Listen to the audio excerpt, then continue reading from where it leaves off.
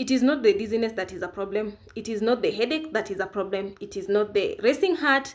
It is not the chest pain. It is not the panic attacks. It is not the feelings of unreality. It is not the anxiety symptoms. It is not the intrusive thought. It is your reaction to it. You have not been told how to respond. You are only reacting.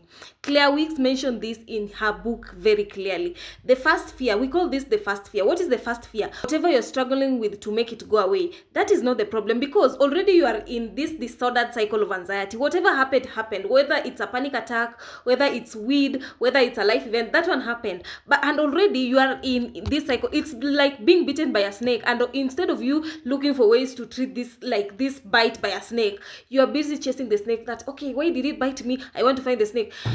You are already in this disordered cycle of anxiety. So what you should focus on is how to get out. And Claire Wick says the first fear. What is the first fear? The first fear is anything. The intrusive thoughts, the painful emotions, the chronic pain, the fatigue, the insomnia, the physical symptoms, anything that you're trying to make go away, that is the first fear. The second fear is your reaction to it. And that is me. I always tell my clients that if you have conquered on how to respond instead of reacting, then you are literally just out of the cycle. What is remaining is just like living your life. Because if you can learn how to not react, then you know how to deal with this disordered anxiety cycle. It is your reaction that is refueling the cycle.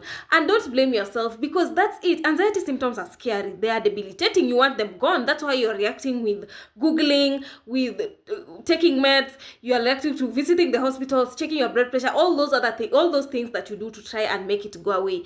Those are what we call the second fear.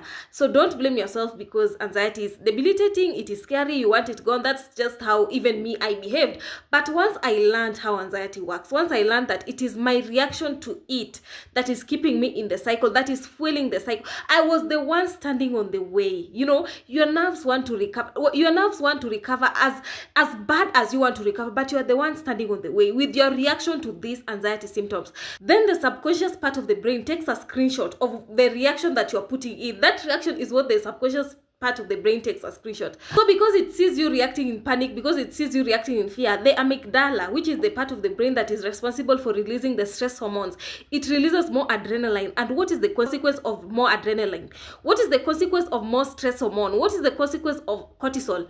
You're gonna have more of these symptoms, because the brain believes, okay, he is reacting in panic, let's release more adrenaline so that he can be able to counter this threat that is disturbing him or her. So you're gonna have more of these symptoms. So do you know how to respond?